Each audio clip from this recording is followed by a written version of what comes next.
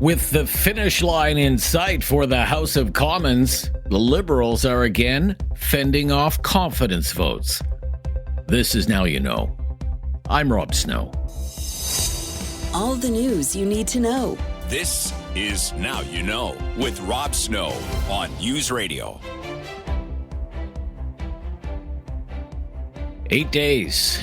That's it. 1 week from tomorrow, the House of Commons is supposed to break for the holidays, and MPs won't return to Ottawa until late January.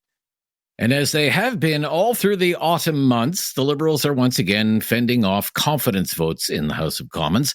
The Conservatives will once more try to topple the Liberal minority government with a vote that uses NDP leader Jagmeet Singh's own words against him. The language in the motion points out that Singh called the Liberals too weak and too selfish and too beholden to corporate interests to fight for people. The Conservative effort is expected to fail because even though the motion uses Mr. Singh's own words about the Liberals, Mr. Singh plans to have his MPs vote with the Liberals once again, as he calls the Conservative leader Pierre Poilievre a billionaire bootlicker. As we said, New Democrats believe that everyone in our country should be able to have a good job that gets them a home, gets them a fridge full of groceries. They should be able to save up for the special treats for their family. But that is not how things are right now. Right now, people are feeling so squeezed, they can barely get ahead. And that's why we said we need to give people some relief. Well, the Liberal relief is temporary, and the checks excluded seniors and people living with disabilities. And then we saw the true colors of Pierre Poilievre. It's turned out that he actually doesn't want any tax cuts for the middle class. He only wants a tax cut if it helps his billionaire buddies, because he voted against a GST holiday. So he is a fraud, not someone that wants to help out the working class. He's a billionaire bootlicker. That's who he is. The New Democrats want the 2-month GST holiday to be expanded to include more items such as home heating bills, internet bills, and cell phone bills. And they want the tax relief to be made permanent. They also want those $250 checks that the Liberals announced to go to more people, as you heard, like seniors and people with disabilities. Well, we've laid out our concerns. The fact that someone earning $149,000 is going to get a check, you're telling me a senior couple, none of them are going to get any help at all? That is wrong. And so we pointed that out to the Liberals. I said very clearly, I'm not going to support a situation where seniors don't get a check, but someone earning $149,000 does. That is wrong. They need to fix it. The Bloc Québécois leader, Yves-François Blanchet, wouldn't say if he supports the NDP's idea of expanding these cost of living relief measures. Suggested a lot of people are wondering these days if their tax dollars are well spent on such measures. GST thing and the check, $250 check, is that people tend to accept the idea of paying taxes if it's well spent. And our whole point about the GST holiday was that it would not be well spent. And when you are in a situation where in the coming months there might be challenges for Canadian and Quebec economy, we should be careful about digging deeper and deeper a deficit, which is becoming quite a weight to carry.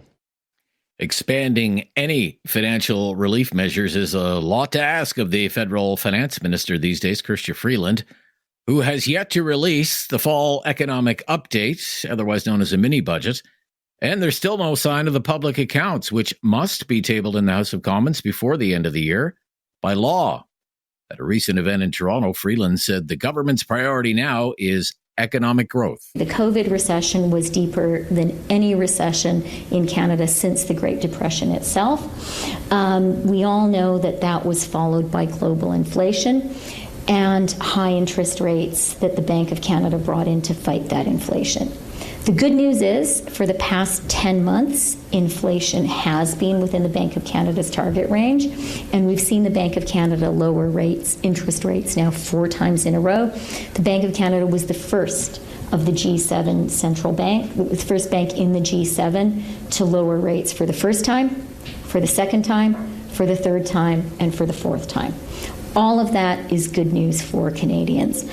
It is also the case that now that inflation has come down now that the Bank of Canada has been moving to lower rates, now is the time when all of us need to focus on economic growth.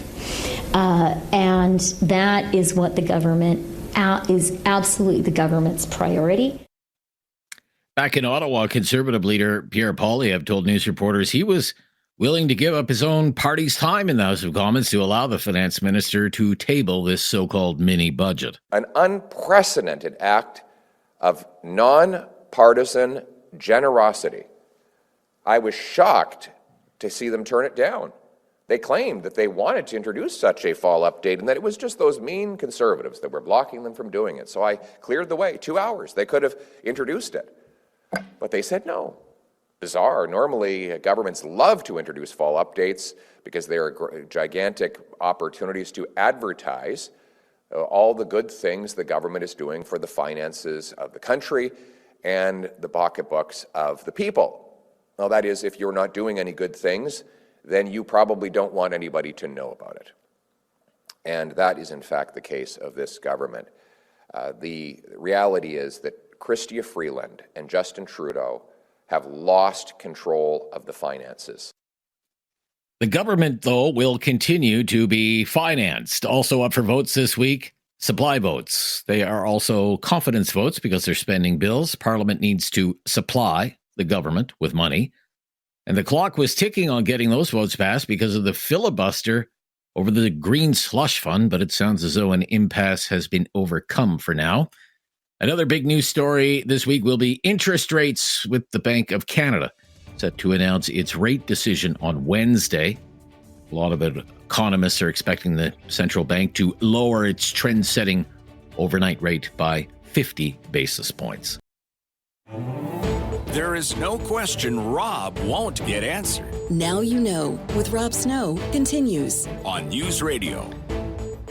Calculating the cost of cancer. New findings from a Canadian Cancer Society report outlines the economic costs of cancer, both for the healthcare system and for the patient. The report estimates a cancer patient will face almost $33,000 on average in out-of-pocket expenses, including a loss of income. For more on the study, we're joined by Stephen Piazza, the Director of Advocacy for the Canadian Cancer Society. Thanks for joining us. Thank you so much for having me. What costs did you look at for this study? So our report today reveals that the average cost for cancer for the average patient in Canada is nearly $33,000 in their lifetime. And this means that people with cancer and their caregivers are projected to shoulder about 20% of Canada's total healthcare costs. And that's going to amount to a staggering $7.5 billion in 2024. When we break down that average cost, that $33,000, we're looking at about $16,000 in direct out-of-pocket costs. So those are things you might be paying cash or credit for.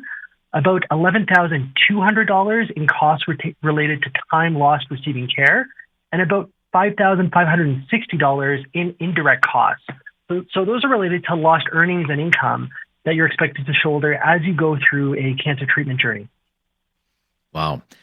So the direct out-of-pocket expenses that people typically incur following a cancer diagnosis, what would some examples of those be? Absolutely. This would include things like prescription drugs and pharmaceuticals, travel and accommodation to and from appointments, assisted devices, home care, and then when we get into sort of specific cancers with specific treatments, things like oncofertility support or prosthesis, or side effect management supplies, which could be incredibly expensive if we're thinking about things like incontinence supplies or compression garments. So there's a number of costs that really vary depending on where you live and your personal circumstances. Yeah, sure. People living in smaller towns, rural areas, typically would have to travel to, say, a major metropolitan center to attend hospital treatments, etc. Right, Stephen? This is it. I mean, cancer impacts everyone, but it doesn't impact everyone equally. So as you say, people living in rural and remote communities would face larger challenges when it comes to travel and transportation. People living on a low income are certainly more impacted. And then when it comes to things like prescription drugs and medications, it could actually depend where you live in the country. So with something like take-home cancer drugs, which are cancer drugs that are taken outside of hospital in oral or injectable format, they're 100% covered in places like Western Canada. But in places like Ontario, you may be faced with some out-of-pocket costs to access those medications, which are essentially cancer treatments. You also looked at costs to caregivers, not just the patient, but their caregivers as well. What kind of costs would caregivers be hit with? It's a lot of the same costs that impact people facing cancer. When you think of, it might be a caregiver driving you to or from an appointment. It might be a caregiver providing sort of home care or wound care or those sorts of things. It could be childcare support. Time off work for caregivers is certainly important. So, these costs are shared by your support network throughout your cancer journey. And when you look at the costs to the healthcare system, what kind of costs are involved there in your study? Yeah, so the study looks at those patient and caregiver costs, which is about 20%, and then the other 80% of the cost of cancer accounts for about $30.2 billion in 2024. And that would include things like in-hospital services, your chemotherapy, your radiation, your physician billing, all of those costs. And there's ways and investments that government could make right now to reduce those costs. If we think about investments to remove barriers and increase access to early detection so that we find cancers earlier when they're easier to treat and less costly to manage, that would really go a long way to reducing those health system costs that come along with cancer diagnosis. Okay. So when you add it all up, it comes to, for 2024, $37.7 billion, the economic cost of cancer. What is the trend?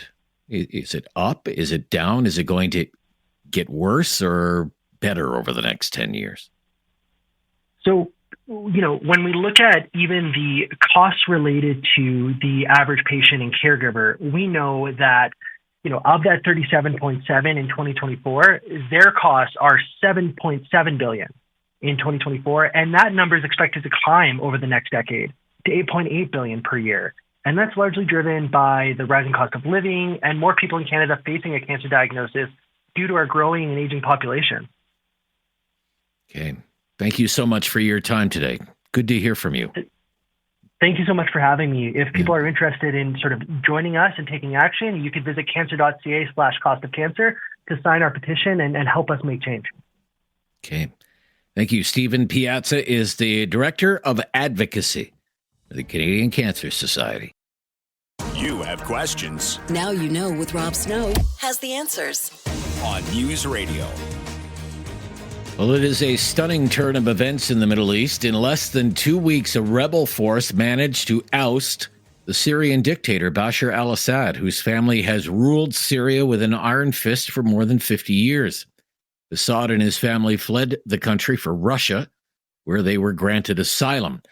Speaking from the White House, U.S. President Joe Biden called the fall of the Assad regime a fundamental act of justice, but also a moment of risk and uncertainty. It's a moment of historic opportunity for the long-suffering people of Syria to build a better future for their proud country. It's also a moment of risk and uncertainty. As we all turn to the question of what comes next, the United States will work with our partners and the stakeholders in Syria to help them seize an opportunity to manage the risks. For years, the main backers of Assad have been Iran, Hezbollah, and Russia. But over the last week, their support collapsed, all three of them, because all three of them are far weaker today than they were when I took office. He would go on to say that the collapse of the Assad regime is a big blow to Iran, its proxies, and Russia. Iran tried 2 times to attack Israel, and the United States and built a coalition of countries to directly defend Israel and help defeat those attacks. All this made possible for Iran and Hezbollah to continue to prop up, impossible, I should say, for them to prop up the Assad regime. Additionally, Russia's support for Assad also failed. And that's because Ukraine, backed by our American allies, has put up a wall of resistance against the invading Russian forces, inflicting massive damage on the Russian forces. And that has left Russia unable to protect its main ally in the Middle East. Excuse my cold. The upshot for all this is, for the first time ever, neither Russia nor Iran nor Hezbollah could defend this abhorrent regime in Syria. Over the weekend, incoming U.S. President Donald Trump posted a statement on social media saying, quote, "Syria is a mess, but is not our friend. The United States should have nothing to do with it. This is not our fight. Let it play out. Do not get involved," end quote. Israel's Prime Minister Benjamin Netanyahu posted a video on social media calling the collapse of the Assad regime a historic day for the Middle East. He announced the Israeli military will seize a buffer zone that separates the Golan Heights from the rest of Syria. The collapse of the Assad regime, the tyranny in Damascus, offers great opportunity, but also is fraught with significant dangers. This collapse is a direct result of our forceful action against Hezbollah and Iran, Assad's main supporters. It set off a chain reaction of all those who want to free themselves from this tyranny and its oppression. But it also means we have to take action against possible threats. One of them is the collapse of the Separation of Forces Agreement from 1974 between Israel and Syria. This agreement held for 50 years. Last night it collapsed. The Syrian army abandoned its positions. We gave the Israeli army the order to take over these positions to ensure that no hostile force embeds itself right next to the border of Israel. This is a temporary defensive position until a suitable arrangement is found. Equally, we send a hand of peace to all those beyond our border in Syria, to the Druze, to the Kurds, to the Christians, and to the Muslims who want to live in peace with Israel. The leader of the rebel group that pulled this off is Abu Muhammad al-Jalani. He leads a group called the HTS, which was an offshoot of al-Qaeda when it formed back in 2011, designated a terrorist organization here in Canada, also in the United States, and by the United Nations. In an interview with CNN, the group's leader said his forces were successful because the Assad regime is dead. The seeds of the regime's defeat have always been within it. It has been effectively dead since that time. However, the Iranians attempted to revive the regime, buying it time, and later the Russians also tried to prop it up. But the truth remains, this regime is dead. Prime Minister Trudeau said the fall of the Assad dictatorship ends decades of brutal oppression, said his government is monitoring the transition. The Canadian government updated its travel advisory for Syria just yesterday. Global Affairs warning Canadians to avoid all travel to the country and encouraging people to leave that country as soon as it is safe to do so. No question goes unasked or unanswered. Now You Know with Rob Snow returns on News Radio. It's time to talk back. On Now You Know with Rob Snow. Call now. And have your say. 1-833-668-2577. It's Tuesday panel time. The Talkback coming up in about a half an hour from now. The computer is having the Monday blues. It's time for the Newsday panel with Jordan Paquette, Senior Consultant, Blue Sky Strategy Group. How are you, Jordan? Good to hear from you. Great, Rob. Good to hear from you. Thanks for having me. And Chris Day is the president of Winston Wilmot. How are you today, Chris Day? I do have the Monday blues, but otherwise fine. Well, thank you. It's easy. It's easy to have. It's easy to have, especially with the fact that the winter weather is in full swing, and we're getting a little bit of everything these days in the National Capital Region. So, look, we have some breaking political news that we can all chew on here for a few minutes, because the federal finance minister, Chrystia Freeland, it is being reported that the fall economic update, otherwise known as the mini budget, will be delivered 1 week from today, on Monday, December 16th. Notable because 1 week from tomorrow, on the 17th, is supposed to be the last day of the House of Commons, but sometimes they like to knock off early. So it's not inconceivable to me that we could get the fall economic update, maybe a tabling of the public accounts, and then everyone calls it quits until late January. So look, what do you think of this development, Jordan? Yeah, I mean, first off, I think just to say that, to correct some of the information the government's been putting out there, they don't have to wait for Parliament to give the fall economic statement. In the past, it has just been done basically anywhere. So to wait until, the second last day before the House closes is kind of odd. I think the reality is that they're probably just having to rewrite this as they go, which seems to be most of what they're doing with their policies right now. Whether it's the GST holiday or any of these other issues now with what they're having to deal with in the U.S. I'm expecting to see that obviously the government's going to miss their deficit pledge. I think the parliamentary budget officer has been clear on that. And the PBO has also said that their economic forecasts are way off when it comes to other issues about how they're going to meet, for example, NATO spending commitments. So I expect this document will have a lot of spin in it. But at the end of the day, I mean, this is coming December 16th. Canadians are getting ready for the holidays. I don't expect it to move anything one way or the other in terms of poll numbers, but obviously, financial markets will be watching. Chris, what do you think about the timing of this fall economic update? Very telling. I think we can all expect very, very bad news in terms of where the budget or the deficit is headed. And it's kind of like when you throw a party, right? Like if you've got good news to announce, like, oh, hey, we're pregnant, you kind of say that at the beginning of the party and then everyone gets to celebrate. And, if it's bad news, like, oh, some sort of weird diagnosis or something, you mention it in hushed whispers towards the end so people can follow up and deal with it and it doesn't kill the buzz, right? Or kill the vibe, if you will. The vibe, yeah. Right. This time, there's a lot of vibe to be killed, and I think there's going to be a lot of deficit red ink to kill it. And, to all the things that Jordan mentioned, and as well, frankly, a terrible jobs report last week, and some softening in the economy more generally. This is very, very, we're in bad territory here, and I think they're just trying to bury it as much as possible and not have to face the music the following day or for much longer thereafter. I mean, are the optics this obvious, Jordan? It's going to be filled with bad news. They had this target in mind for the deficit of, no more than $40 billion, and it doesn't seem that they're going to meet that $40 billion deficit target. So they wanted to delay it until the last minute and hope everybody kind of forgets about it while they're saving the GST on a Christmas tree. Right, and that's been the Liberal spin on this all along too. I think it was just last week they were saying, well, we can't come out with the fall economic update before the Bank of Canada makes the decision on the interest rates. So whatever. I mean, if they proceed with another draw, okay, great. But I mean, still, how is that going to affect everything else overall? Usually these documents come out much earlier in November, when government would then have time to go across the country and sell it. Usually they would do it a week before parliamentary break week, so they send out ministers everywhere doing mini announcements.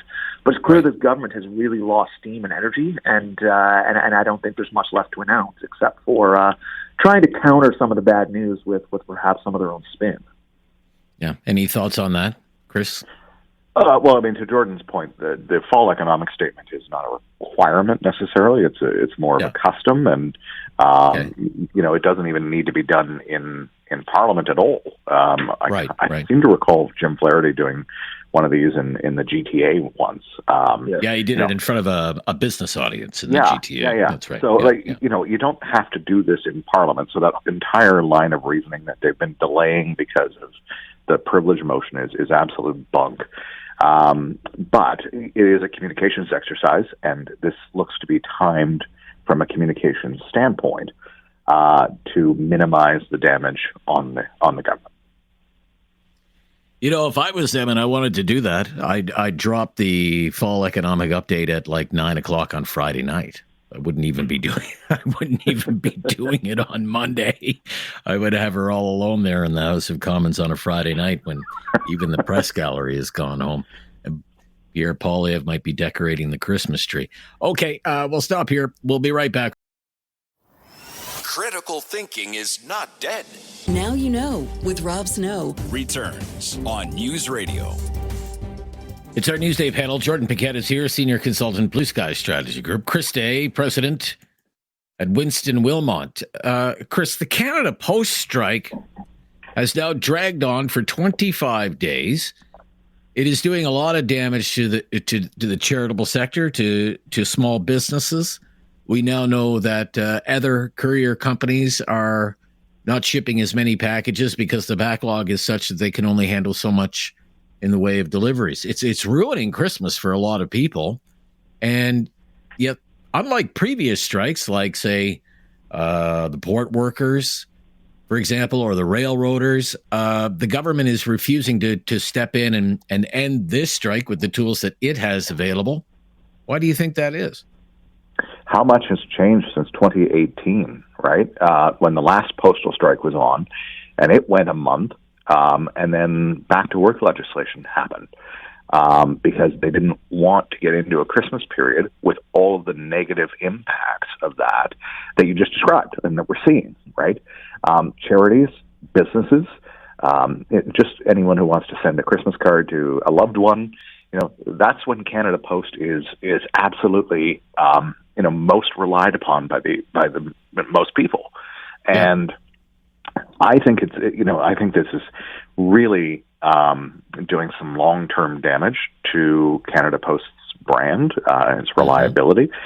And I'm not so sure, to be honest with you, that it's not going to be the precursor, or at least the pretext, to major changes to the mandate and composition of Canada Post going forward. So there may be, I'm willing to be a bit charitable at this lovely time of year, that there may be a grand plan here, but more likely than not, it's just that the government doesn't want to lose the support, whatever remaining support it has from striking Cup W workers. Interesting. Okay. Why do you think the government is so far refusing to get involved here, Jordan? What do you think is going on? Yeah, I mean, it's tough to see. It could have something to do with the fact of the NDP threatening perhaps that they would now pull their support again. I mean, they've ripped up their confidence agreement with the Liberals, apparently, passed it back together for some other things, and now it's this. So perhaps this is the one final straw that could break the camel's back and bring down the government if they did try and bring it back, as both the NDP and Liberals, to Chris's point, are fighting over those union votes that some have been losing to the Conservatives as well. So it could have something to do with that. But on another point, and I agree with Chris here, is that the longer this strike goes on, the more people are going to start to look for alternatives. It's similar to the LCBO strike in the past summer, where Ontarians, at least, could realize they could start to buy their booze in other locations. With other couriers running into these capacity issues, they're going to look to resolve some of these issues in the future. And I think it will cause some of that long-term damage to Canada Post as people try and find a business use case for some of these other services. Okay, let's just turn our attention to the latest in political polling. There was a poll released yesterday from Abacus Data, and it shows there has been no improvement in Liberal Party support since either the election of Donald Trump in the United States, his win in the November American presidential election, or the announcement of the $6 billion plus affordability package, the GST holiday break, and the plan for the $250 checks. So Abacus has the horse race looking like this. Conservative support steady at 44% among committed voters, with the Liberals and the NDP hovering at around 21 to 20% respectively. Conservatives ahead in most of the country except Quebec, and the Bloc Québécois is leading in Quebec. They have what David Coletto is calling robust leads among younger voters. And 22%, just 22% now believe the country is on the right track, fewer than those who think the United States is heading in the right direction. So it's all doomy gloomy from a polling perspective if you're the Liberal Party. No bump, no Trump bump, and no GST holiday break bounce. Why do you think that is, Chris Day? For the Trump bump, or lack thereof, it's that I think most Canadians do not believe that Justin Trudeau is the best person to deal with Donald Trump in the White House. The two men don't like each other. Dinner was forced. There was apparently some jokes happening about us becoming the 51st state. I don't know that anyone would put the confidence in Justin Trudeau in preventing that from happening. On the GST bump, or lack thereof, the fact is that this was a hastily put together list. I mean, there's something called a Hanukkah bush on an exempt list, and devout Jewish friends of mine tell me that Hanukkah bushes aren't a thing. So, they scrambled to get a list together. They're making it really tough, and now, people aren't rewarding them for their creativity. Interesting. They're seeing right through it, I guess. Absolutely. What it is. I think that's what that's another poll found this week. So. Yeah. Okay. What do you think, Jordan? Yeah, I mean, I've been saying for probably the last at least 6 months or a year, but Canadians are simply done, I think, with Justin Trudeau and the Liberals. I mean, I don't think there's very little they could do at this point, and they've tried everything. They're throwing absolutely everything at the wall, and nothing's sticking. I think he could give everybody a $5,000 check tomorrow, and I don't think it would necessarily improve his polling numbers. I think after 3 terms, after looking at some of the issues that are facing the country, Canadians are just ready to move on. And they're just tired of the Prime Minister and the government that he leads. So I would see that as the biggest problem running up against him, is that change sentiment is so set in right across the country that it's going to be next to impossible for Justin Trudeau himself to turn around. Yeah, it's pretty amazing that you can announce, basically a $6 billion affordability package, and your support either flatlines or it goes down. I mean, that's incredible to me. Okay, when we come back, let's talk about NDP leader Jagmeet Singh. He's been leading this party for 7 years. This will be his 3rd election. How likely is it could be his last election? Now you know with Rob Snow continues on News Radio. Jordan Piquette with us. So is Chris Day. It's our Newsday panel. Let's talk about the NDP. You think back, 2011, Stephen Harper wins his one and only majority government, and there's what's known as the Orange Wave, with Jack Layton and the NDP having that incredible breakthrough with winning a lot of seats in the province of Quebec. More than 100 seats, forms the official opposition. In the following election, 2015, you have the rise of Trudeau. The NDP is led by Tom Mulcair. The NDP loses about half of its seats because the Trudeau Liberals become a force again in the province of Quebec, take a lot of those seats away from those New Democrats in Quebec. Tom Mulcair is not around for the next election. It's Jagmeet Singh. He takes what were 54 seats, and in the next election, the seat count is cut in half. And in the election after that, there's very little improvement, about 24 seats or so. I think they won one more seat than they had in the previous election. So this is Mr. Singh's 3rd kick at the can.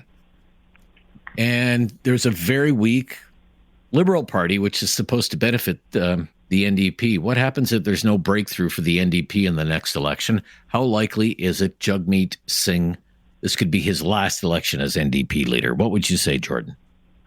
I would say it's very likely, if the NDP actually does get its act together, to make a move on it. I mean, most party leaders don't survive if you just continue to lose seats. I think the only thing that has salvaged Jagmeet Singh in these last two elections is the fact that they then held the balance of power, basically, and were able to come to an agreement with the government to just sort of keep them afloat and try and gain some concessions out of them. So, I mean, you'll remember back in 2019, even though the NDP lost half their seats, they were actually celebrating on stage because they're like, oh, well, we're now in a bigger position of power.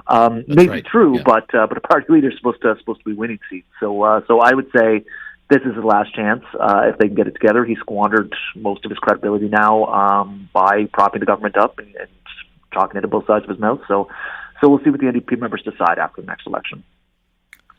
What do you think, Chris Day? Last kick at the can for Mr. Singh here? I think absolutely. I mean, I think there's some folks who are very nervous about the fact that the NDP has hitched its wagon so closely to a very, very unpopular Liberal government. They've managed to only secure like half measures for what they actually wanted, and didn't really get the design of certain programs right. So, he can try and take credit for certain programs, but they're not actually the programs that many of his members and most diehard fans would have wanted, because they don't go far enough in their view. So it's, the Liberal government and the NDP are in a bit of a same situation in that they try and please everybody and they end up ticking off most people.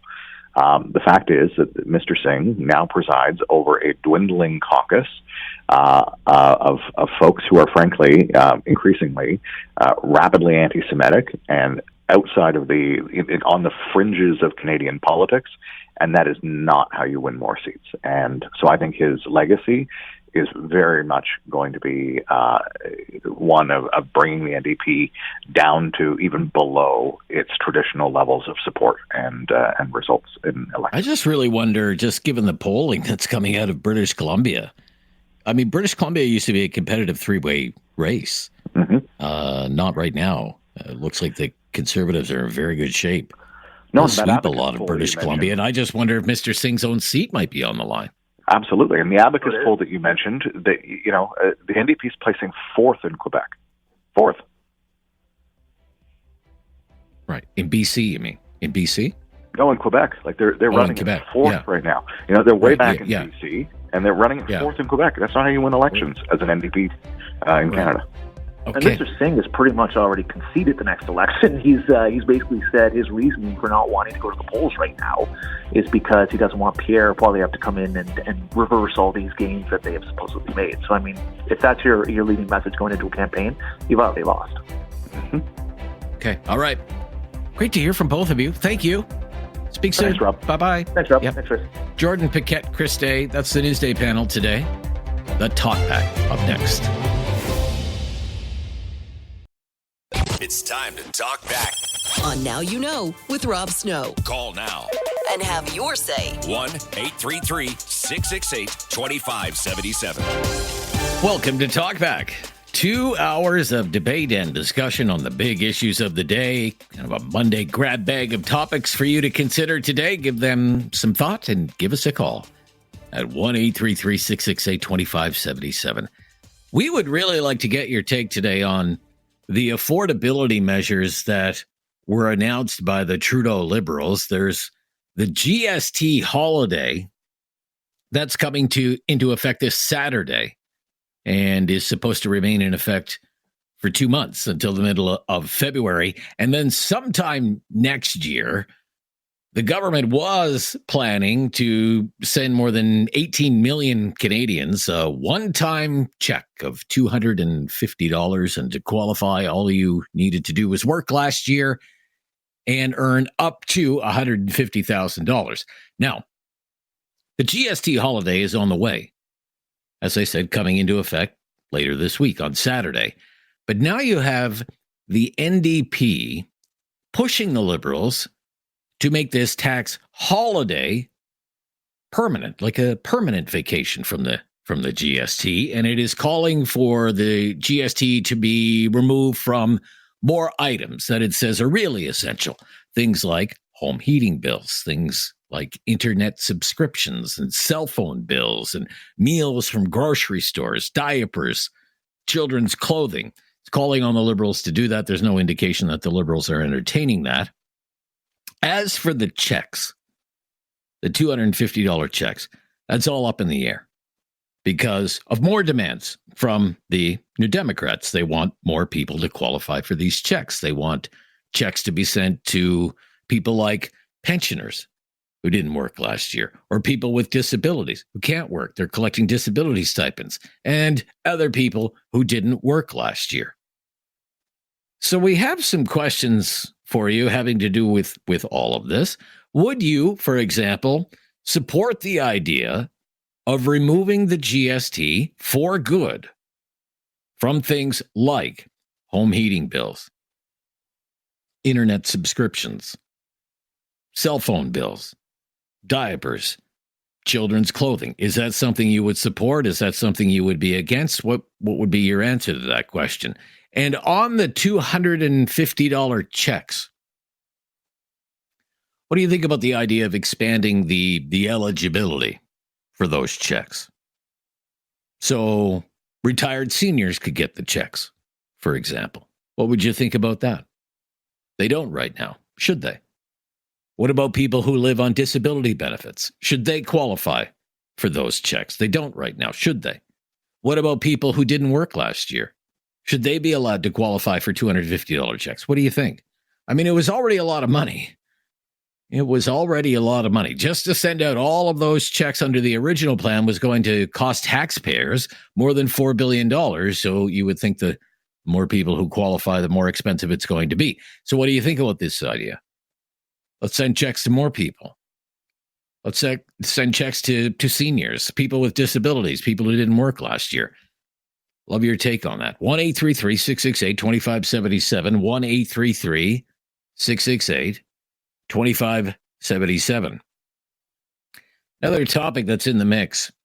We want to ask you about homeless encampments.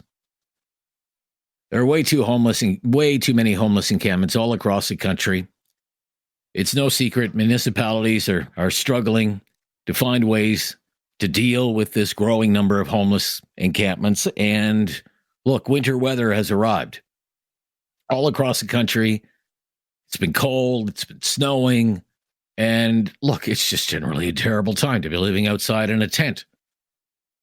In Ontario, big news story in Ontario. The provincial government under Premier Doug Ford is planning to pass a bill that would give municipalities in Ontario more powers to dismantle these homeless encampments. The provincial government says it's going to do this because some of these homeless encampments are leading to more public disorder, more drug abuse, more drug trafficking, and because they're taking up public space. And the public has the right to use these spaces like public parks or sports fields, for example.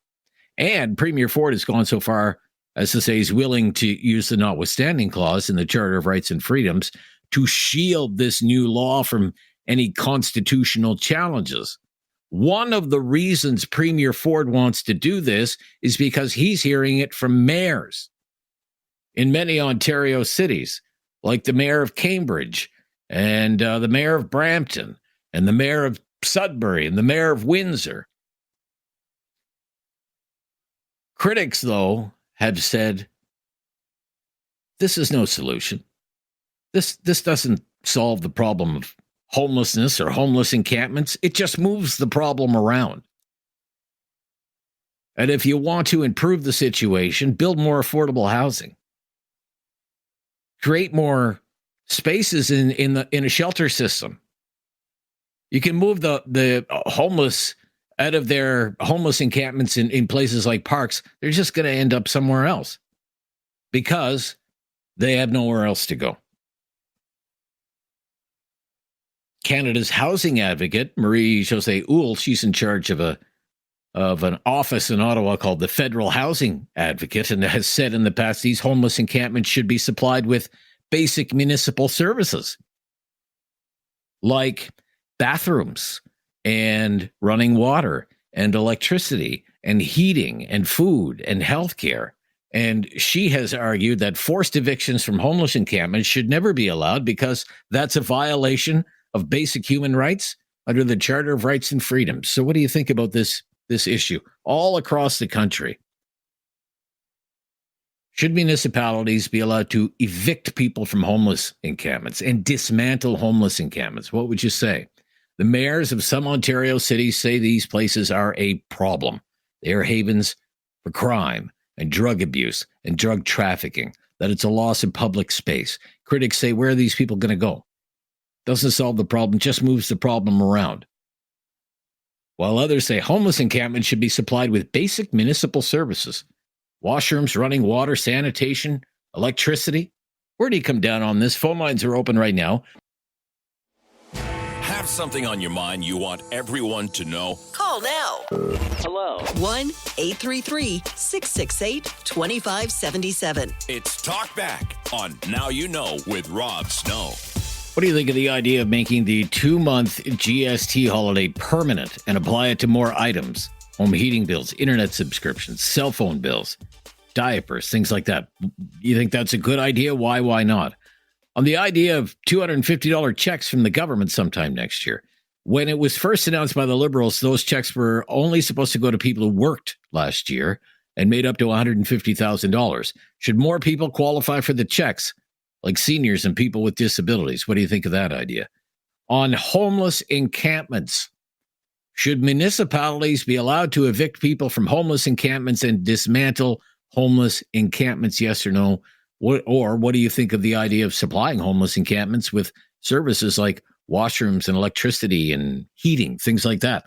Let's jump into it here. Simone in Alberta on the GST. Hi, Simone. Hello. This is my first time calling, but I'm a long-time listener. I appreciate that. I really appreciate that. Thank you so much.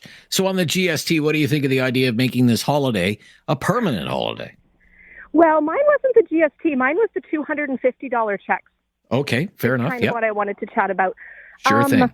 My husband and I are, working people that have worked, since we were young and earn a decent living. And I don't think the $250 checks for each of us are going to make a huge difference in the grand scheme of things. But recently, I had to be on disability last year because my daughter became ill and I was unable to work because I had to take care of her. So for the first time in decades, I didn't work. And this is when the $250 check would have come really handy for my family. Like my husband will still get it, but I'm ineligible because I didn't work. Oh, you didn't work at all last year? No, because I was off taking care of her. I was her caregiver. Right. Okay. Gotcha. So typically on our, normal life, it wouldn't have made a big difference. And I would have loved to see them go to, someone who could really use that money and it would make a difference. But yeah, I'm not eligible this year. So, I mean, people are making the case, look, you're missing a large percentage of the population here who could probably use the money but aren't going to get the money. And it kind of misses the mark if you're going to be sending money to people who are making $149,000 a year. Totally. And that's kind of what I'm thinking too. And you're not giving it to people like you who aren't working because you're taking care of a sick child, for example. Right. So do you think you would be in favor of maybe expanding the eligibility, having another look at that? I think it needs to be expanded, and I'm not sure why it's including people that make three figures or six figures. Six figures, like if you're making a six-figure salary, you're probably not rolling in the dough, but you're paying the bills, you're, keeping the heat on, you're keeping food in everyone's bellies and paying the mortgage. Mm-hmm. So I'm not sure if that $250 is really money well spent, but if you're a single mom or if you're on disability and you're earning not a whole lot each month, that $250 can go a long way. Yeah, gotcha. Thank you, Simone, for getting us off to a good start. Thanks for being a first-time caller today. Great stuff. Let's go to Dylan in Cambridge. Hi there, Dylan. Hey, Rob. Hi, Dylan. Yeah, I don't have much of an issue with the GST holiday on life essentials. I think it's not smart to make it temporary because it puts a lot of clerical work on the people providing the goods and services. But it would help the average person if you were just to make it permanent on some essential items. This $250 bonus check, vote for me check, is a joke. Can you remind me what the federal surplus was last year? There is no federal surplus, sir. Yeah, you know that. Right. We're about right? $50 billion deficit last year, and they think they have the money to give 18 million of us $250 free dollars. Well, those are not free dollars. Those are monies that are going to be paid back by my grandkids' grandkids. It should be illegal for them to borrow money and give it away. This is what happened during the pandemic. They came up with all this free money and gave it to everyone for no reason, and now my grocery bill is $400 a week. This is what causes inflation. Like these. Okay. So you're worried that it's inflationary. With money I got you. So you don't think anybody should get a check? No one should get a check. There's no free one money should get to a give. check. We're running a deficit. I know. So there is no money to give. If you don't have money to give, you don't go get a loan to give money. Fair enough. And that's essentially what they're doing. Yeah.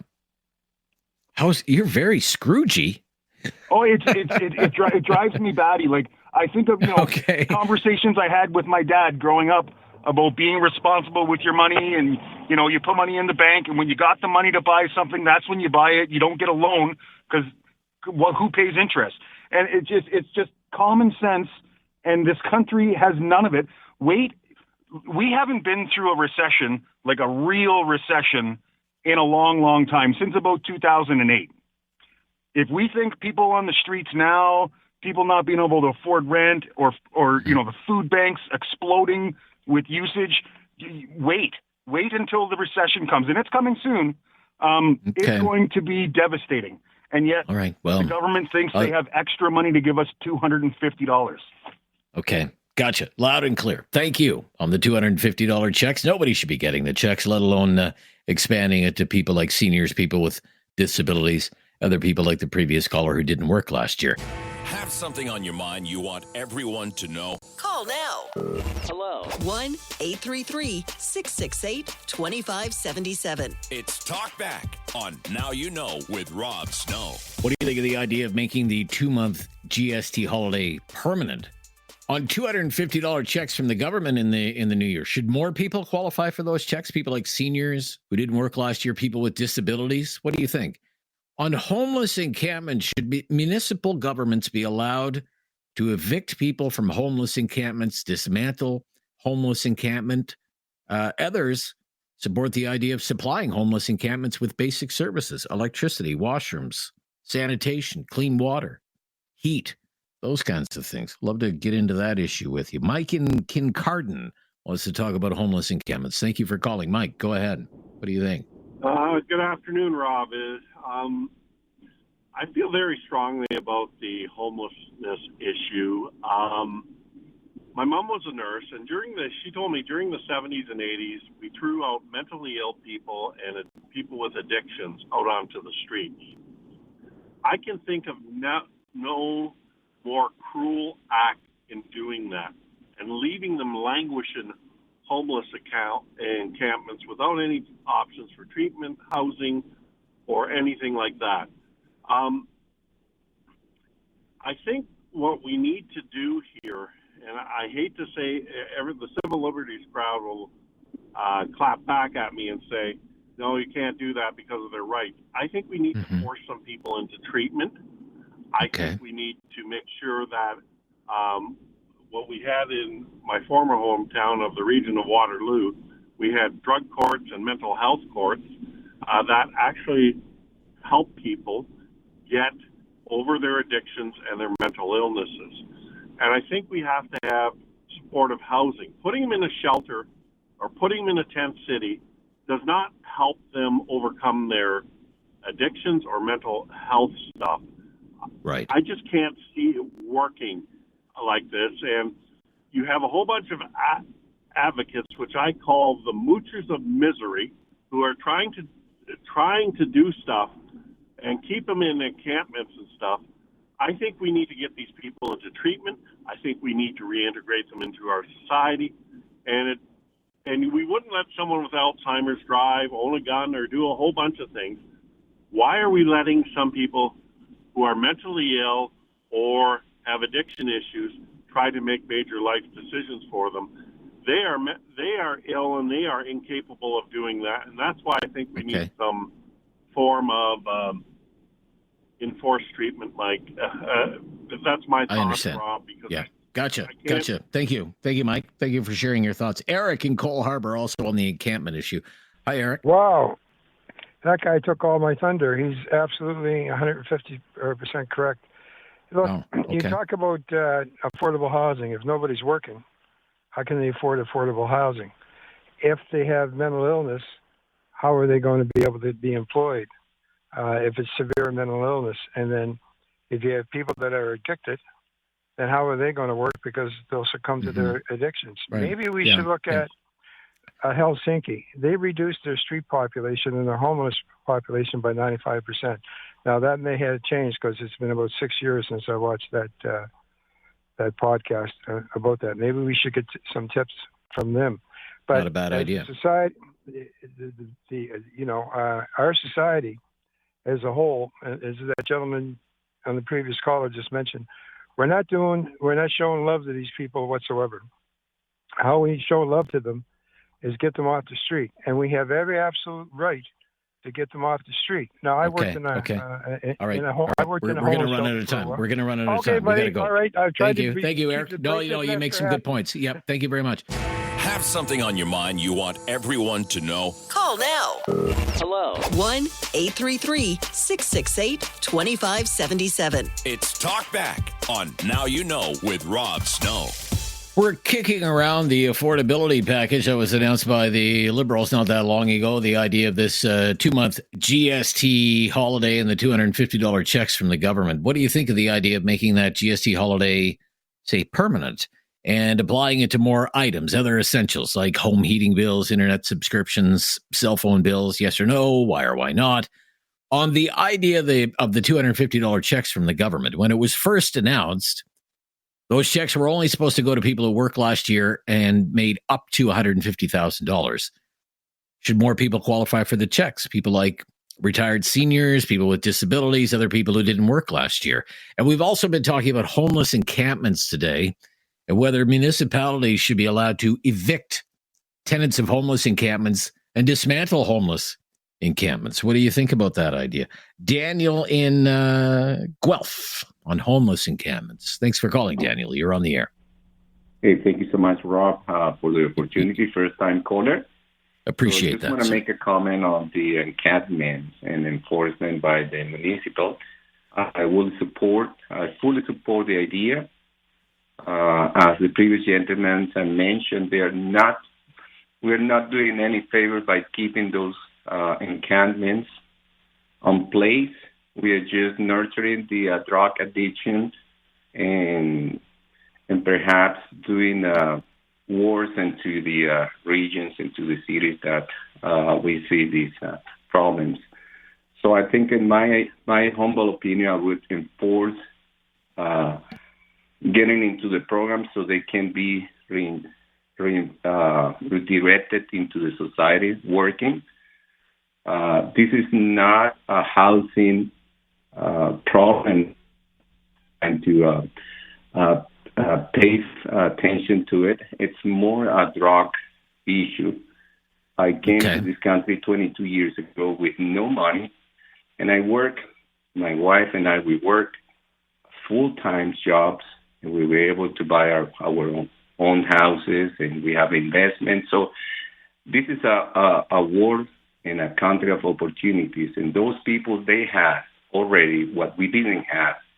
They know the language, they born and raised in this society, and we're just supporting laziness people. That's my humble opinion. Oh, really? Okay. All right. I can't say I agree with everything you said, but thank you, Daniel in Guelph, who totally supports municipalities being able to evict people from homeless encampments. 1-833-668-2577, 1-833-668-2577. Please share your opinion. Bill in Waterloo. Thanks for calling. Bill, you're up next. Go ahead, Bill. Hey, Rob, how's it going? I'm fine, sir. What's your opinion?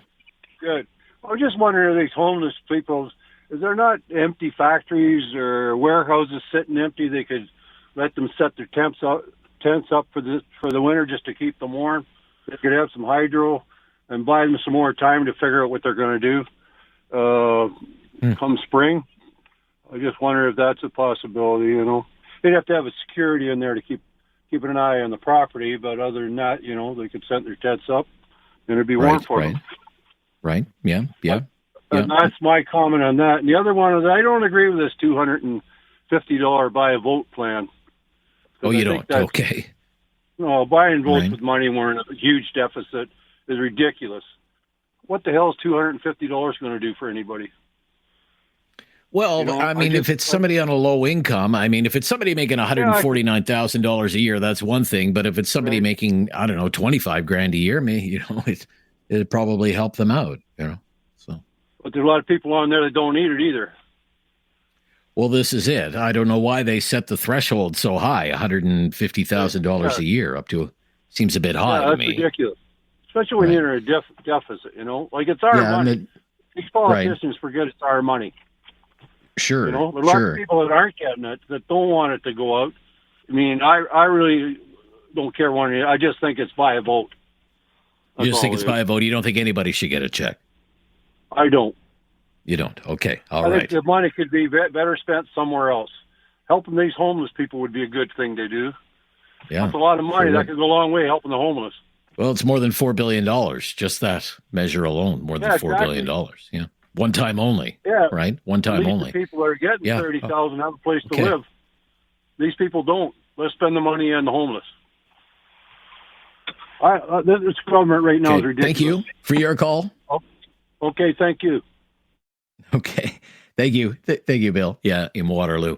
Yeah, on homeless encampments and the eviction of people from homeless encampments, big news story in Ontario. You have a bunch of mayors from a bunch of Ontario cities, and what they've been doing is they've been lobbying the premier so that the municipality, it would be easier for them to evict people from homeless encampments, dismantle those homeless encampments. They outline all kinds of reasons, like added costs to the municipalities, police service, fire service, frontline, other frontline outreach services, safety risk, fires in the winter. There's been an increase, they say, around these homeless encampments of public disorder, increases in drug abuse, drug trafficking. So they want the provincial government to make any court challenges all but impossible by having the provincial government invoke the notwithstanding clause. That's because of a court ruling last year that said evicting people from a homeless encampment is a violation of their charter rights under Section 7 of the Charter. So that's why they want Premier Ford to use the notwithstanding clause. And he has said he doesn't think he would need to use it, but he would be open to using it. So there's been a lot of reaction to this, for and against, and we'd like to get your reaction to it coming up here on Talkback. Have something on your mind you want everyone to know? Call now. Hello. 1-833-668-2577. It's Talkback on Now You Know with Rob Snow. A number of people want to weigh in on the homeless encampment discussion today, including Pat in Calgary. You're on the air. Pat, what's your opinion on homeless encampments? Hey, Rob, Pat here. Can you hear me? I hear you just fine. Go ahead. Awesome. So I wanted to talk about the homeless encampments. A couple months ago, I was walking to work. I was violently assaulted downtown Calgary by our homeless population. My wife, when we go out, she's always catcalled and obscenities are yelled. My kids are dodging needles walking up and down the streets of downtown. Something's got to give. There's programs available for these people. They don't want the help. They're not going to the centers. They want to stay on the street. We need to do something about this. Okay. What do you think should be done? Well, there's programs available. It's a matter of putting people in the programs that they're designed for, and those that don't want to, clearing them out, sending them to the program, forcing them to these sites. Okay, so if somebody is there because they're dealing with a mental health or a substance abuse issue, you think they should be, forced into treatment, for example? You would support something like that? Yep. You would? Okay, all right. Very interesting. Thank you very much for your call, Pat. I'm sorry that has happened to you and that's been your experience. Let's go to in Airdrie. Susie is in Airdrie. What's your opinion here, Susie, on the situation with homeless encampments and what should be done? Oh, sorry, we lost Susie. Okay, let's go to Glenn, is also calling from Calgary. Hi, Glenn. Thank you.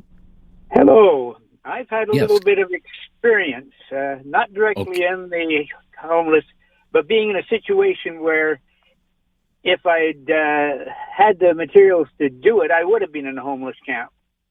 And some people like myself, it's not because they can't work. It's not because they won't work. It's because in my case, my wife had a medical problem that means she could not go into any shelter. She could not go into any rental house. She had weeping edema. That makes you a spreader of biological dangers. Okay. So I do not like to hear people saying everybody should be thrown out of camps.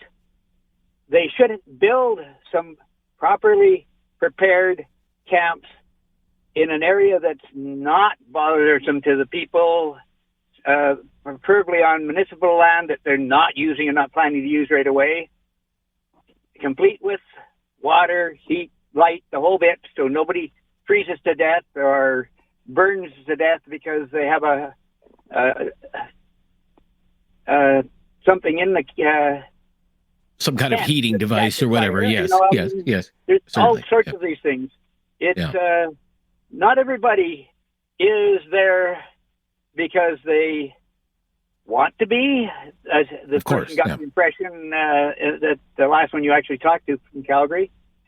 It's sometimes forced upon you. We went through one day in my van where it was officially minus 50 where I was. And no van's built to carry that sort of temperature. And you were living in the van? Were you living in the van at the time? You were living in the van at the time? Yes. Oh, my gosh. Wow.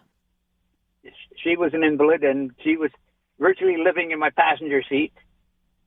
And I was working. I had to commute to my work.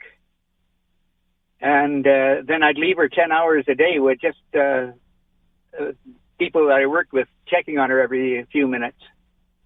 It was, if I'd been able to make a camping spot that I could camp in, I would have, because it would have been more warmer than the van.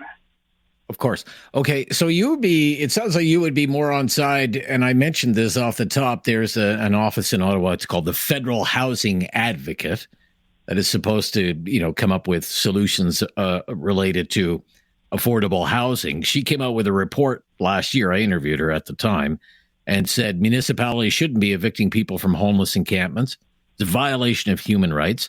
And what they should be doing instead is servicing homeless encampments with basic municipal services: washrooms, clean water, garbage cans, electricity, heat, healthcare services, things like that. What do you think about that? It sounds like you'd be in favor of something like that. Very definitely in favor of that. Very definitely. Okay. All right. The mayors in Ontario who have been lobbying our premier about this in Ontario, they're not crazy about that idea. They don't want to make these encampments like more permanent than they already are. You appreciate that, right? Yes, and that's why I say they should be somewhere where they're away from people, so they're not bothering other people. And also that means that most of the drug addicts and so on won't follow them, because the sources of drugs are usually in the downtown areas of each city. Okay. All right. Thank you.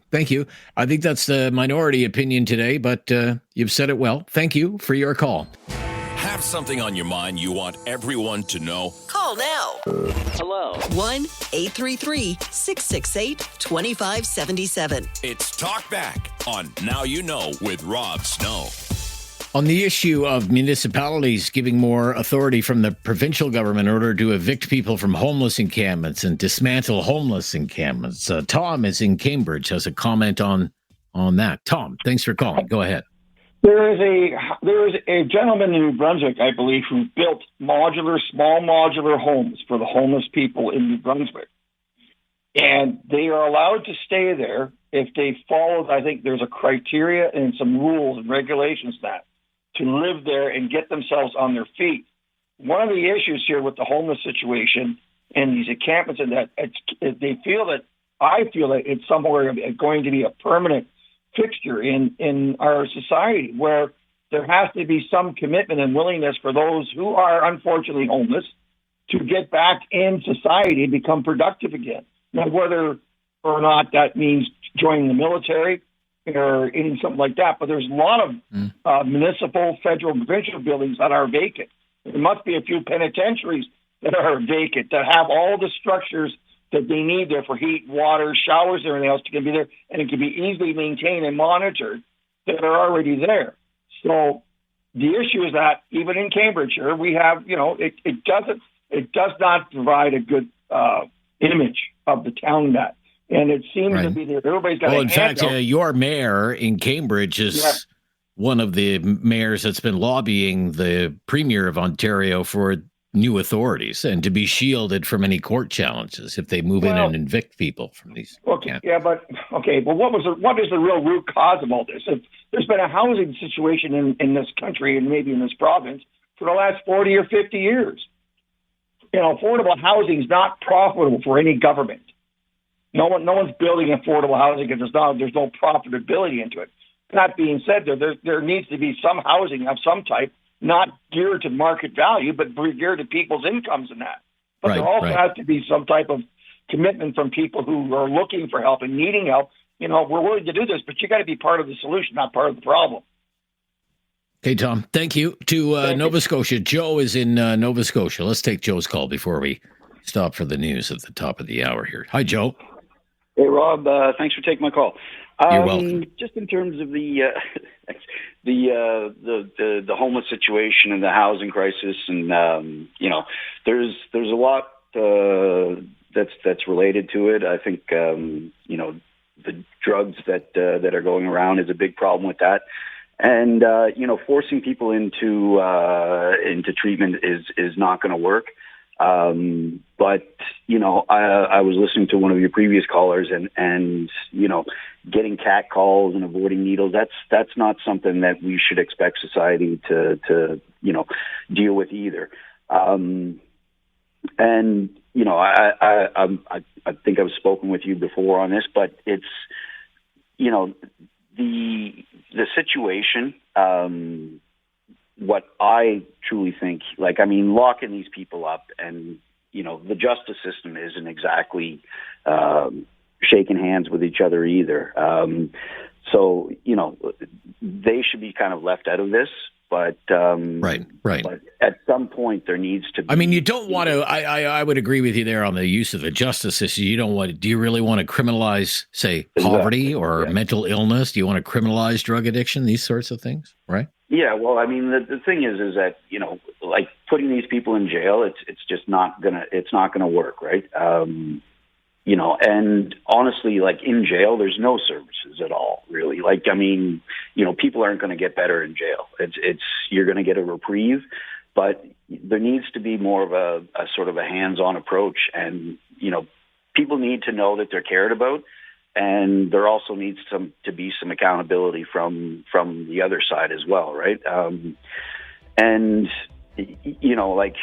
Talking about Band-Aid solutions and these premiers or mayors, I guess, that want to, evict these people, right, where are they going to go? And so, I think a lot of that is just vote getting, right? But there has to be a solution to this. I mean, we've got winter kind of coming up, and that's not something that anybody should be living on the street with, especially in Canada, right? But, very good. Got to wrap it up. We got to wrap it up. We're right out of time. I really thank your call. Thank you for all your calls in hour number 1. Hour number 2, right after the latest breaking news. It's time to talk back on Now You Know with Rob Snow. Call now and have your say. 1-833-668-2577. Brand new hour number 2 of Talkback today. We've been talking about the affordability measures, the cost of living relief announcement, $6 billion plus announcement from the Liberals, and whether you support the idea of making this 2-month GST holiday permanent. Apply it to more items like home heating bills, internet subscriptions, cell phone bills, diapers, children's clothing. What would you say? And on the second part of that, the $250 checks that were announced a few weeks ago. It's all kind of in limbo right now, these $250 checks. When it was first announced, those checks were supposed to go out only to people who worked and made up to $150,000 in 2023. There are calls to expand the eligibility for those checks to people like seniors or people with disabilities or people who didn't work last year. Just measuring your interest in that. 1-833-668-2577. We've also been talking about homeless encampments because mayors in Ontario have been pressing the Ontario Premier, and he is giving in. They want more authority so that they can evict people from homeless encampments and dismantle homeless encampments. Too much public disorder. too much drug abuse and drug trafficking and higher costs for the municipalities. They want to be able to go and clear those places out without facing any court challenges. On the other side, you have people who are saying, actually, no, that would be a violation of people's human rights, and homeless encampments should be supplied with basic municipal services like electricity, public washrooms, sanitation, a source of clean water, a source of heat, maybe even food, healthcare, other social services. What do you think there? 1-833-668-2577. Every single phone line available right now. Hour number 2 of Monday's Talkback.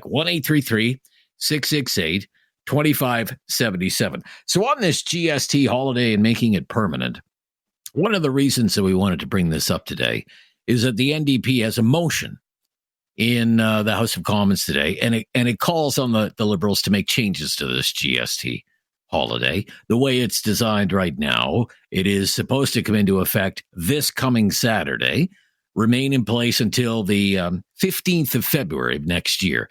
That will cost taxpayers about $1.4 billion, revenue that won't go to the government.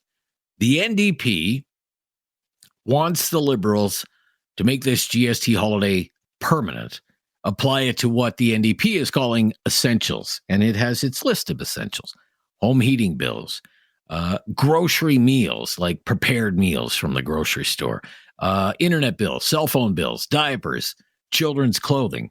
There's no estimate from the NDP what that would cost, but again, the current list of items that are going to be GST exempt for just 2 months will cost taxpayers $1.4 billion. So, I mean, I would imagine it's probably safe to say the lost revenue for the government would be much higher than that if the NDP were to have its way, probably several billion dollars a year. And you could probably make the case, well, it's not the government's money, it's your money after all. You'd be better off saving that money, having it for yourself than sending it to the government. People have called me and they've made the case before. Why should they pay GST on heating homes in the winter? What's more essential than that? I've also heard it argued in the past that being on the internet is essential these days, that you can't fully participate in society if you don't have internet access, and you shouldn't have to pay sales tax on that. Same goes for cell phones. Most groceries have always been exempt from the GST, but now there's this push on to make the prepared meals that people pick up at the grocery store GST exempt as well. You know, think about things like the rotisserie chickens and the prepared salads and the pasta dishes and such. What do you think about this idea? Something you could support, something you would be opposed to? Weigh in on our topics, will you? Lots of time to take your call today here on Monday's Talkback. Right back to the phones we go. Bruce is in Calgary on the GST. Bruce, hi there. Thanks for calling, Bruce. Go ahead. Hi. Thank you for answering. You're this welcome. is my first time calling, and Appreciate it. often I've wanted to call, but I'm driving, listening to you. But I felt this was important. So on that $250 check, yes, they're gonna mail that to you, right? But the mail isn't going through. Well, I would imagine they could do it. Lots of people are signed up with direct deposit from the government, right? A lot of people just get it put right into their bank account. Some people would receive a check in the mail, but I think the vast majority of people, I mean, I keep saying they're going to give out checks, but I would gather that a lot of people would get direct deposit in their bank accounts. Well, along that mail segue, if last year, or it was 2024, Canada Post lost $700 million. Okay, now they've been on strike for a month. The mail hasn't been delivered for a month. It's just piling up. Nobody's at work. Right. So why doesn't the government just say, okay, this isn't working. Let's file bankruptcy on our Canada Post and let's lay everybody off, fire everybody, start all over again, change the name like Alberta did with the blood services. You know, they rebranded themselves. Right. Why don't you rebrand Canada Post and cut loose all the dead weight you don't need, rehire everybody, streamline it, and start over? Can they do that? I don't know if they can do that. You're asking the wrong guy. I don't know if they could do that. But if they did that, you think that'd be a good idea? Really? Well, they could cut loose all the dead weight, all the people that the union's keeping. That they're not doing anything. They're sitting there getting a paycheck, and now they're wanting more money. You could get rid of all of them, fire everybody, and start all over again. All those people haven't been paid for a month now anyway. So they're not going to get a raise, so they might as well, reapply and start over again. And maybe they could straighten out Canada Post. How can you lose $700 million and still be in business? Well, the management is asking the same question, and management has come to Parliament and has said if big reforms, maybe, along the lines of what you've been talking about, if big reforms aren't made, they're going to run out of money. They're going to run out of operational funding for Canada Post. The writing is on the wall for Canada Post. They're getting killed in the parcel delivery business. There's little or no letter mail anymore, and the only thing that's really keeping the post office running is junk mail these days. Thank you for your call. A little bit off the topic, but that's okay. I saw what you did there. Have something on your mind you want everyone to know? Call now. Hello. 1-833-668-2577. It's Talkback on Now You Know with Rob Snow. GST holidays, $250 checks from the government, homeless encampments, all in the mix in hour number 2 of Talkback today. Mary is in Kitchener. Hi, Mary. You're on the air. Go ahead, Mary. As far as to the encampments and the mental illness, our Ford is shutting down the CTS sites. Right? Shutting down the what? I'm sorry? CTS sites. CTF safe sites. Injection. I'm not sure. Oh, the safe injection sites. Yes, safe injection. Yes. Yeah. Okay. Yeah. So he's shutting that down. He won't have his heart things ready for many months after. But here's the deal. A lot of those people that go to the safe injection, they want help, but they have to wait 10 to 12 months. That's the problem. We are not keeping up with helping these people. Okay. So we're just going to dump that, leave them on the street for a bit longer, and they do save lives, and build these other things. And people say, oh, yeah, they have to go in whether they like it or not. But a lot of them are crying out for help, and we don't have it available. Is that fair? I know the Ford government would insist it's going to invest in these health hubs, right? That's fine. That will, but they're not going to be running for many months after the safe injection sites are finished. Right. Well, no, that's not helpful. Okay. Well, these people have wanted help. It's not that they didn't. Right. They had to wait a year.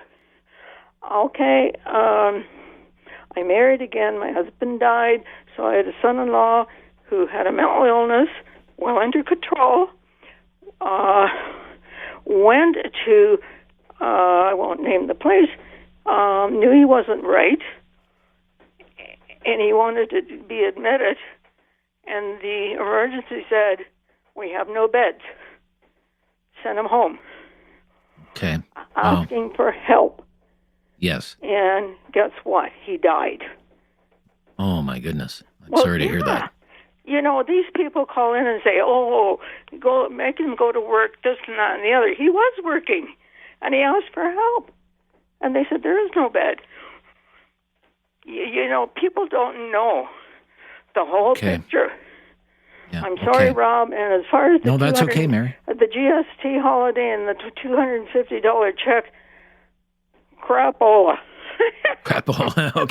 Okay, Mary. You're always so blunt and honest with your opinions. I really appreciate it. That's why I really enjoy hearing from you. Thank you for your call today. I mean, the biggest criticism with, giving the municipalities all of this authority to move in, clear them out, evict them, whatever, it doesn't, to Barry's point, doesn't solve the problem, just kind of moves the problem around. If the problem is lack of affordable housing or shortage of spaces in homeless shelters or drug treatment centers or mental health facilities. Where else are people going to go? You're going to find other places to go. That it doesn't solve the problem, it moves the problem around. And okay, they might not be sleeping in a tent. Maybe they're sleeping on the doorway of your business, or they're sleeping in the transit shelter where you catch the bus in the morning, or they're riding public transit all night long. Doesn't solve anything. That's one of the big criticisms. Karen is calling from Calgary. Thanks for calling, Karen. Go ahead. You're on the air, Karen. Hi, yeah. I just wanted to make a comment on the homeless problems and the GST holiday. For sure. Okay, with the homeless issues, I think one of the biggest problem is Canadian citizens are living in tents. I don't have a problem with immigration, but now that they have too many people, there's nowhere for Canadians to go. So the immigrants are getting free health care, free dental, free food, free rent, free hotels, and our citizens are getting nothing. That's my biggest issue with this. Okay. And on the GST holiday? I understand we need immigrants, but this is not the way to do it. Sure. Well, it's certainly the way the immigration file has been handled. It's certainly, I think it's a contributing factor, no doubt about that. I think the government even recognizes that now. It can't backtrack fast enough. Every week it's out with a new announcement scaling back its own ambitious immigration program. On the GST holiday, you wanted to comment on that? Go ahead. Here's just an example of how much it's going to save somebody. Exactly nothing. I went to Costco, and my bill was $780, okay? Oh, my gosh. $7 of it was GST. Wow. So $7 of it on a $700 bill? Oh, my gosh. Holy cow. Yeah, that's because crazy. I buy food that's not GST. The only thing that I'm getting GST on is paper towels and Kleenex. Right, sure. So there is no savings. I mean, if you cut out all this GST money and we'll give you $250, put it into the homeless people then. This guy is out of control.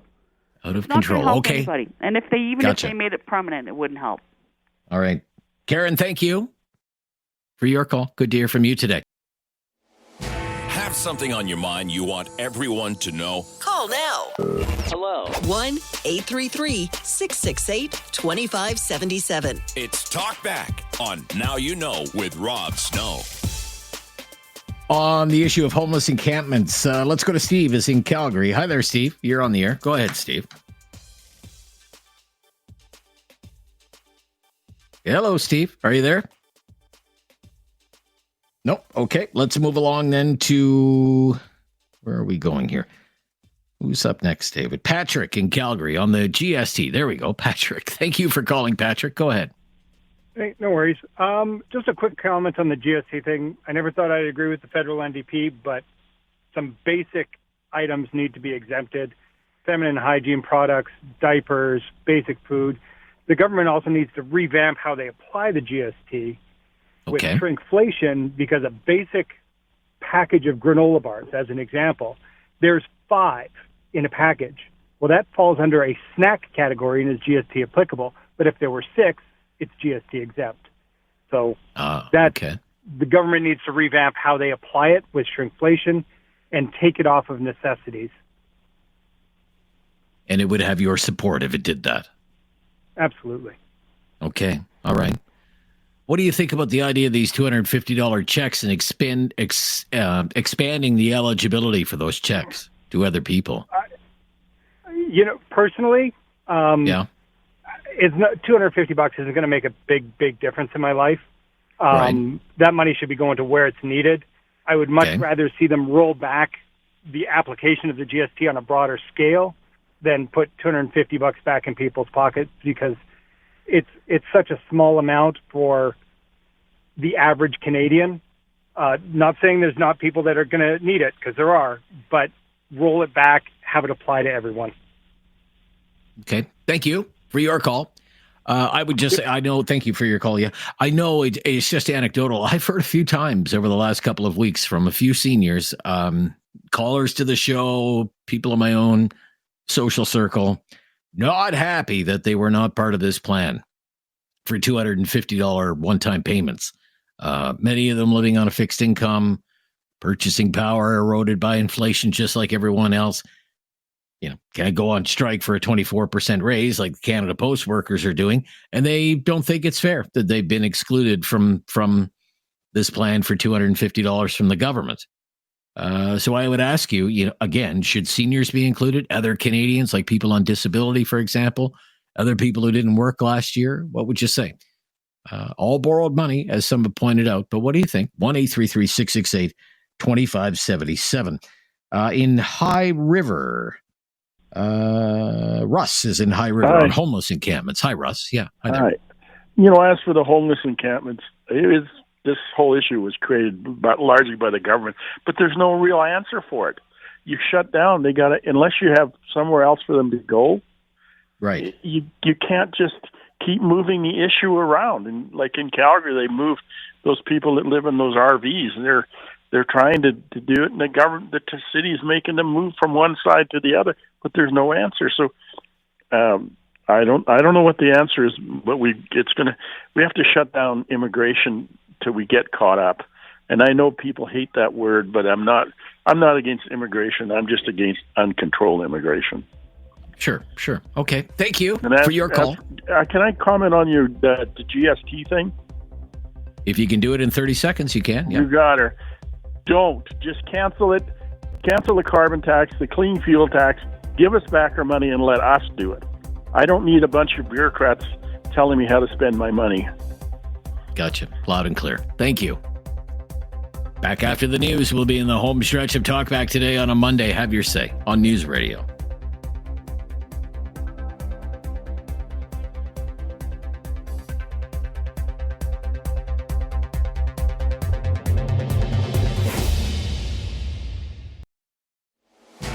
Something on your mind you want everyone to know? Call now.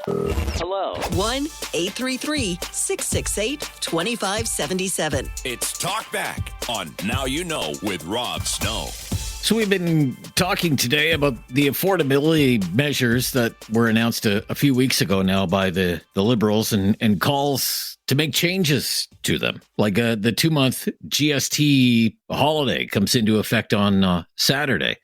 There are calls to make that permanent and apply it to more items: home heating bills, internet subscriptions, cell phone bills. And the $250 checks from the government seems to leave out a lot of people, like seniors and people with disabilities, other people who didn't work last year. And maybe if we're going to send out checks at all to people, maybe those people should qualify for those checks. What are your thoughts on that? On homeless encampments, big story in Ontario with municipalities asking for and soon to get from the provincial government more authority to evict people from homeless encampments and dismantle homeless encampments. What do you think of that? 1-833-668-2577. Couple of lines available there and plenty of time still to take your call. Sharif is in Kitchener. Thanks for calling, Sharif. You're on the line. Go ahead. Hey, buddy. How's it going on? Oh, everything is fine here, Sharif. What do you want to talk about today? Well, regarding this... you're talking about GST, right? Or HST today? Yeah, GST. Sure, the GST. Yeah. Yeah, I think the GST shouldn't even exist. You know what I mean? Okay. The amount of Why? carbon tax we pay, Right. I don't know, it should be one of them. It's like 2 watermelon over your shoulder in the same time, right? Like, right. Okay. It's hard, okay. man. They make it so hard for everybody. Yes. It shouldn't yes. be even there. Food, clothes. Like, give me an example. Can you listen to me? I'm listening. Yes. Yeah. As part of Montreal, they don't pay water bill. But we pay water bill. We pay bill for water, right? And then HST at the top of it, right? Right. Most things, it doesn't make any sense to me because... But there's no solution. Nobody solve it. No, it's not going to go away.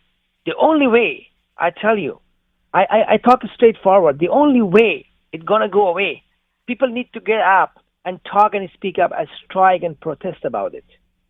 Oh, really? Okay. This is the best way to do it. Like an anti-tax protest or something like that? Like, get out your signs and get out your bullhorns and stuff like that? Yeah. This GST should not even exist. Well, listen, water bill, like gas bill, everything is from your paycheck, you pay tax. It doesn't make, it's nonsense. Most of it is nonsense. You know what I mean? Right. It's nonsense. Okay. I clearly talk to my friend. Okay? Thank you. Okay. I appreciate your call. Get out and protest, he says. It's the only way you're going to get change. Thank you, Sharif, for your call. Call back sometime. Dallas in Cambridge. Dallas, you're on the air. Go ahead, Dallas. Yes, sir. How you doing today? I'm good. Thank you. Go ahead. Well, as far as this GST thing goes, yeah, I agree with all and any that I've heard so far. And actually, I talked to Mike Farwell's show about it this morning. To me, it's not going to make a hill of beans worth of difference. Okay. It's not going to save me any large chunk of cash.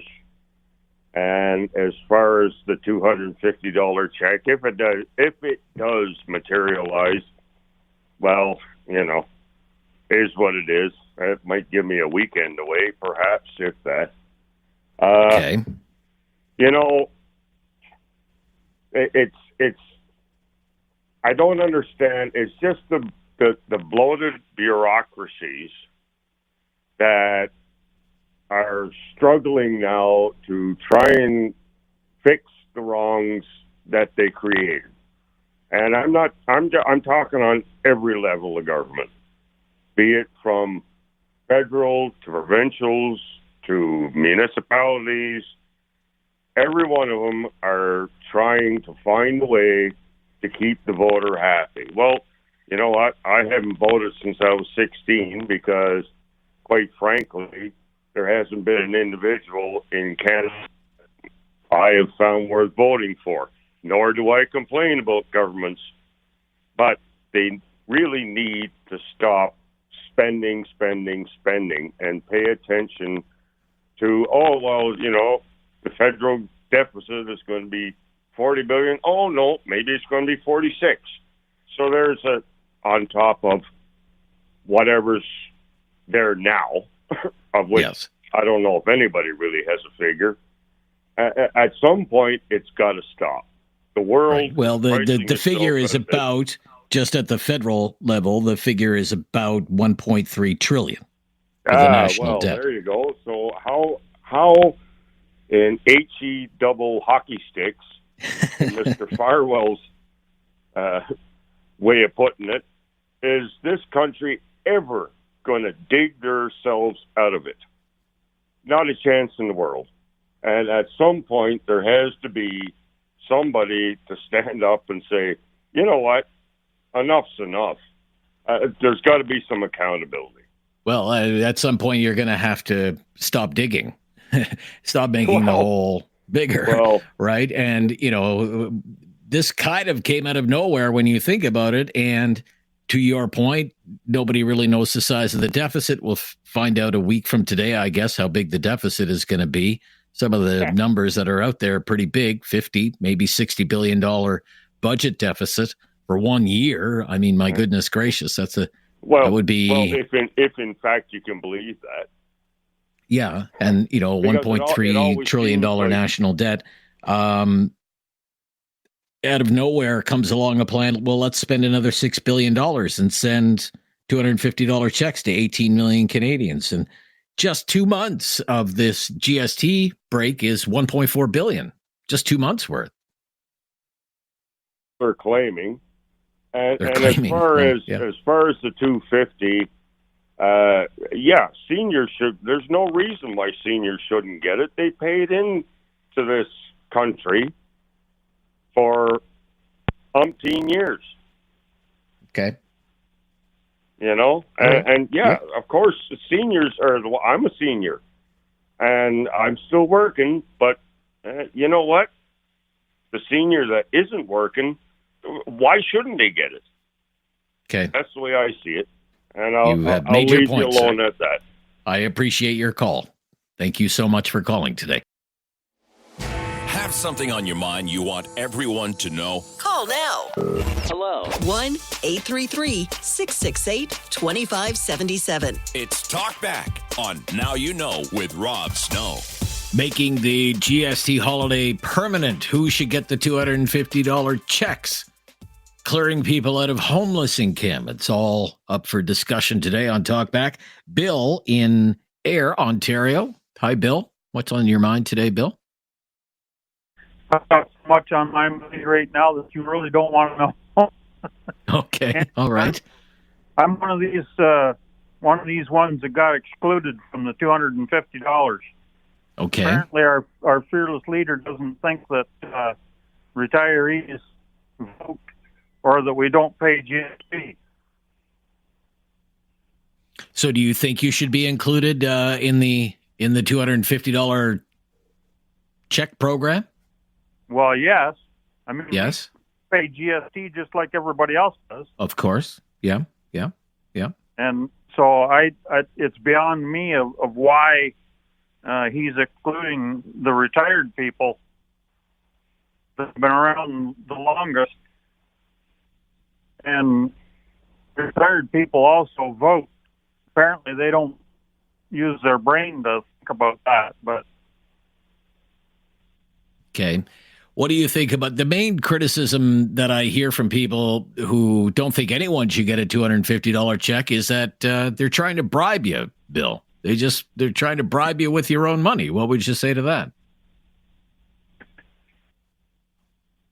Oh, I think we've lost Bill. Has gone into the cell phone dead zone there, Bill. But I get your message on seniors not getting the planned $250 payment coming out next year, if indeed that ever comes to pass. Thank you. Tim is calling from Alberta, wants to talk about the future of homeless encampments. Hi there. Hi, Rob. How you doing? I'm good, Tim. What's your opinion on this issue? The homeless encampments, I mean, it is part of the immigration problem, and as well mismanagement of the incredibly high living in Canada now, thanks to the federal government and their infinite wisdom. And as well, I mean, I know the lady was talking about these, like a lot of them are all homeless, and some of them are the working poor. That's all they have. They can't even put a roof over their head because the astronomical of rent and all this other stuff. But as far as, I know she was mentioning, I know hopefully this is still on topic, on the safe injection sites and so forth like that. I mean, if there was a safe injection site put up against her, right next to her house, she would speak a different tune because of the fact that, because I've heard of a lot of it, because a lot of them are like downtown Calgary, especially. There was one there, and people had all their stuff broken into. They had theft. They had astronomical about everything. Like it was just out of control. And as well, I mean, they provide the needles and all that for those people for free, and then the people with diabetes and all this other stuff, they have to pay for it all. So, I mean, there is a real big controversy for that. Yeah. So, but as well, like, I mean, there's a ton of homeless encampments around that are basically, a lot of them are to do with drugs and everything else, because they get into the wrong crowd and they just happen to fall into that. I mean, it's a terrible thing to see, but I mean, like, it's where they are, where they're located, but I mean, sometimes they just cause more issues of where they are, eh? Okay. I mean, all right, but I hear you, Tim. Thank you. Thanks, yeah, good to hear from you. I've heard this, and I'm sure that's why these municipal leaders have called on Premier Ford in Ontario to do something about this. They say the situation with homeless encampments in their cities is out of hand. And they're getting phone calls about it, you can bet. They're the ones hearing it from residents, all the problems that Jim just outlined. And if action is to be taken, it's not going to be anyone in the federal government moving in and clearing out a homeless encampment, or the provincial government. It's going to be local employees, municipal workers and police officers and local aid agencies. And we have seen municipal authorities move in, clear out many of these places over the last year or two in communities of all sizes. Halifax, Edmonton, Vancouver, Prince George, Kingston. I mean, the list goes on and on. But the thing is, are you really solving the problem? Okay, you've kicked someone out of a homeless encampment. Where are they now? Maybe they're sleeping in a doorway. Maybe they're riding public transit or sleeping in a transit shelter or a bus station or whatever the case might be. Some people have suggested, well, maybe you put them in jail. Really? Do you want to criminalize being homeless? Okay, we'll be right back, and we'll wind down today's Talkback with a couple of more calls. Have something on your mind you want everyone to know? Call now. Hello. 1-833-668-2577. It's Talkback on Now You Know with Rob Snow. Right back to the phone lines as we wind down Monday's edition of Talkback. Eric is in Kitchener. Hi, Eric. Rob, how are you? Thanks for calling. I'm good, Eric. Thank you. Go ahead. I just don't understand So I want to talk about, I guess, the whopping $250. Yes. That I'm going to receive, and I guess my wife's going to receive. Pretty much giving away our money back to us, I guess, because it's taxpayer money, right? That's where the government gets their money. Yeah. Right. So I don't understand it. Like, obviously, no one's going to say no to money. Everyone loves more money. Like, you know what? Mr. Burns said it all in one of the Simpson episodes where he traded all for just $1 more. You know what I mean? So, yes, I'll take the money, but I'd love money, but like it's my money. It's my neighbor's money. It's fellow Canadians' money, right? Yep. And we can't afford this right now to be in more debt. You know what? If you want to help us out, I don't care what government it is, you know, what category you want it, blue, red, whatever. You know, if you want to help lower the prices of food, you know, cut the carbon tax, you know, or change it or something where it's easier on everyday life for Canadians. It's not simple. I don't understand why you have, you know, right. highly And maybe it intelligent has a more lasting impact than just a one-time, here's $250. Yes, but that problem too comes with, so you're going to start handing out $250 to people every month that, you know, that need it, right? Which I get that, and, you know, I'm sure that would help a lot of people, but the money's got to come from somewhere, right? And we all know where it ultimately comes from. It's from taxpayers, Canadians, right? So, I don't know. They just need to figure out a better solution. And I also want to touch, on the homeless encampments, too, just a little bit. You know, I have two daughters that are in elementary school. There was a homeless encampment pretty close by. I go to pick up my daughters, okay, and there's broken beer bottles.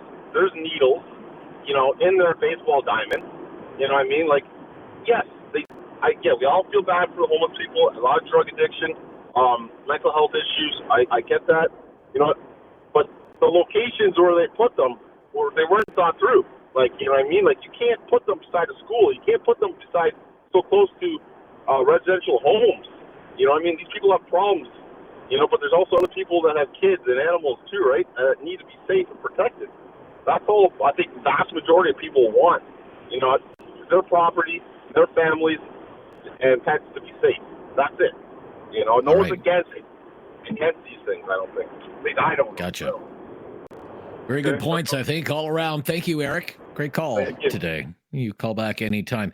I guess just on the $250, we can close on this. Look, it's all up in the air now. There's not even a bill in the House right now. It's all on hold. Okay, and the House is supposed to break like a week from tomorrow. They won't be back until late January. So on the checks, stay tuned. I think the whole thing needs a redo. I'm with most of the callers. I don't really think we should be sending checks to people making $150,000 a year. I think that threshold is way too high. It's a failure to do a proper means test. We should not be sending checks to people with means. If the government is going to send out checks at all, and even that's debatable, and there's a lot of opposition to that right from the start, it should be sending $250 to people who really need $250. And the government already knows who those people are. It knows every single person in Canada who is collecting social assistance. It knows every single person in Canada who is surviving on a disability payment. And when it comes to seniors, it knows every single low-income senior in Canada because it sends them a payment already called the Guaranteed Income Supplement. That is designed for low-income seniors, people without means. Maximum income, $21,264. Maximum. Imagine trying to live on that. And for an elderly couple, no more than $28,500 a year.